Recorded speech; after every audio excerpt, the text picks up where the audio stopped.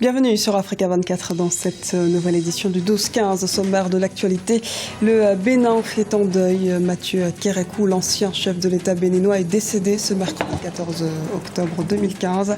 L'annonce de son décès suscite de nombreuses réactions. Nous y reviendrons dans cette édition. Appel au calme en Guinée. La tension ne cesse de monter au lendemain de la demande par les 7 adversaires du chef de l'État sortant Alpha Condé de l'annulation du premier tour de la présidentielle du 11 octobre. Contribution des partenariats publics-privés en Afrique subsaharienne.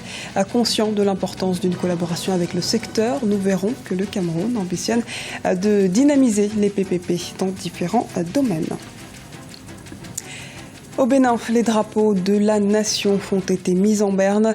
Une semaine de deuil national a débuté ce jeudi en hommage à l'ancien président Mathieu Kérékou, mort ce 14 octobre à 82 ans après avoir dirigé le pays pendant 30 ans. Depuis 2006, il vivait retiré dans sa région natale de Natin-Tangou, dans le nord-ouest béninois. Depuis l'annonce du décès, les témoignages se succèdent. Écoutons par exemple Adrien Anzo Glélé, ancien ministre béninois. C'est une grande disparition, c'est une grosse perte, c'est un exemple de sagesse, de patriotisme.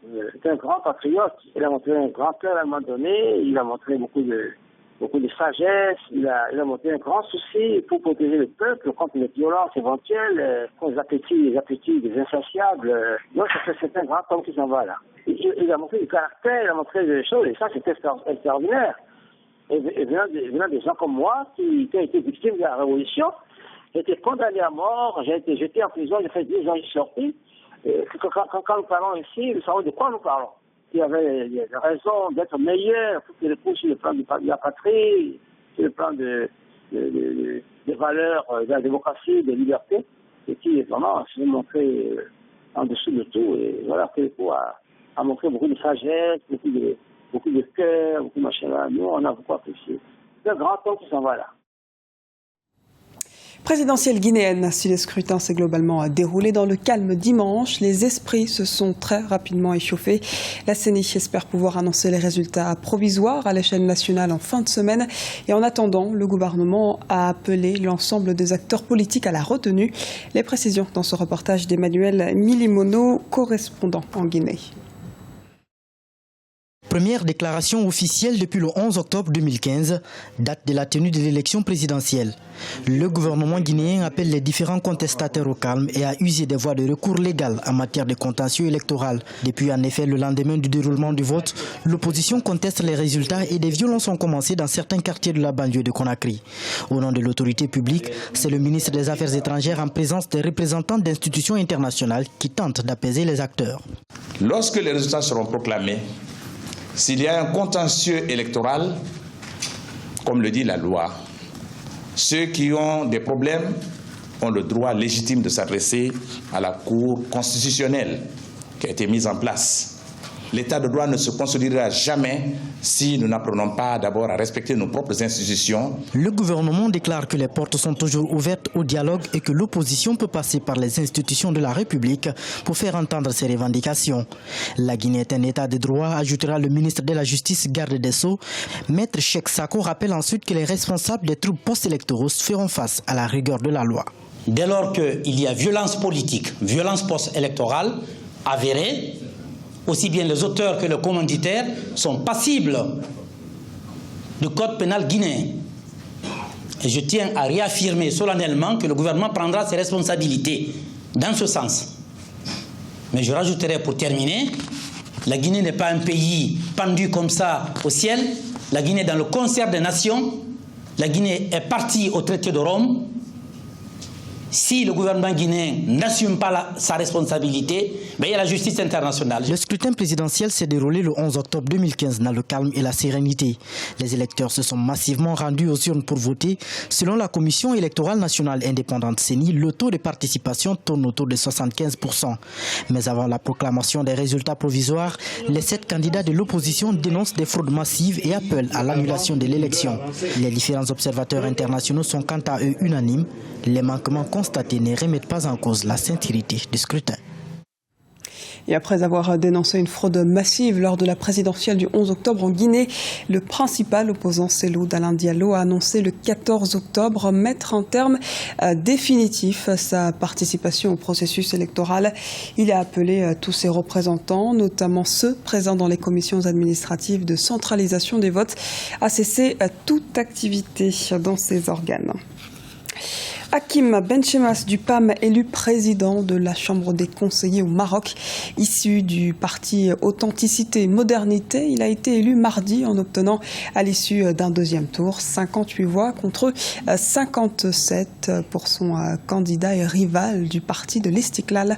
On fait le point avec Alioune Guindo. Le parti Authenticité et Modernité du Maroc conserve la présidence de la Chambre des conseillers. Après une forte compétition menée contre le parti de l'indépendance Istiklal, le PAM a réussi à placer Hakim Benchemas, numéro 2 du parti, à la tête de la deuxième chambre du Parlement. Ce dernier a succédé à son collègue du parti, Mohamed Cherbi Alila, après avoir gagné les élections face à l'Istiklalien Abdessamad Kayou. Le paysage politique marocain est très complexe dans la mesure où la séparation entre opposition et majorité n'est pas tranchée. On a opté pour le PAM à un moment où le parti d'Istiklal, qui faisait partie de l'opposition, s'est détaché, s'est désolidarisé donc du PAM pour soutenir le PJD. Le PJD qui est le chef de la majorité, le PAM n'a pas fait montre de solidarité à l'égard de l'Istiklal, qui pourtant était dans l'opposition tout comme le PAM. Bon, maintenant, si le représentant du PAM est crédible, mais bien sûr il l'est. Le nouveau président de la Chambre des conseillers en était le porte-parole et le président de son second groupe parlementaire. Il est également le président du Conseil national de son parti. Ayant grandi dans le Rif, une chaîne de montagnes au nord du Maroc maudite par le roi Hassan II, Hakim Benchemas devient l'expert islamiste du parti Authenticité et Modernité. L'élection de M. Hakim Benchemas à la tête de la Chambre des conseillers est une victoire pour le parti Authenticité et Modernité, victoire du PAM et la mise en tête de la deuxième chambre, qui est la chambre des conseillers d'un de ses leaders, Hakim Benchemas, émane bien d'une stratégie électorale et d'une stratégie politique que le PAM a bien réussi à mettre en place. Le président de la Chambre des conseillers, Hakim Benchemas, est devenu de fait le quatrième personnage dans l'ordre protocolaire de l'État marocain. Après 9 ans d'action politique au sein de son parti, il est la preuve que les ascenseurs du parti Authenticité et Modernité sont en parfait état de fonctionnement. Sera le continent du XXIe siècle, une pensée qui semble commune, mais de l'avis de nombreux spécialistes, il sera indispensable de construire de véritables stratégies de croissance, en passant notamment par les partenariats publics-privés. Illustration avec le cas du Cameroun dans ce sujet de Lise Elsi à Kizimane. Lancement du club partenariat public-privé au Cameroun. L'événement aura lieu ce jeudi 15 octobre 2015 à Douala, la capitale économique du pays. Une cinquantaine d'entreprises y participent, notamment les représentants des banques, des agences d'assurance, des entreprises de construction, des hommes d'affaires ou encore des industriels. L'objectif du club, assurer un meilleur échange d'informations au niveau du secteur privé afin de mieux répondre à la demande. Il y a beaucoup d'acteurs impliqués. Aussi bien donc la société de développement, la société de construction, l'opérateur, tous les conseils juridiques, les conseils financiers, les avocats, etc. Donc, et pour pouvoir arriver à un accord avec un État sur un projet particulier, ça nécessite quand même un gros travail au préalable.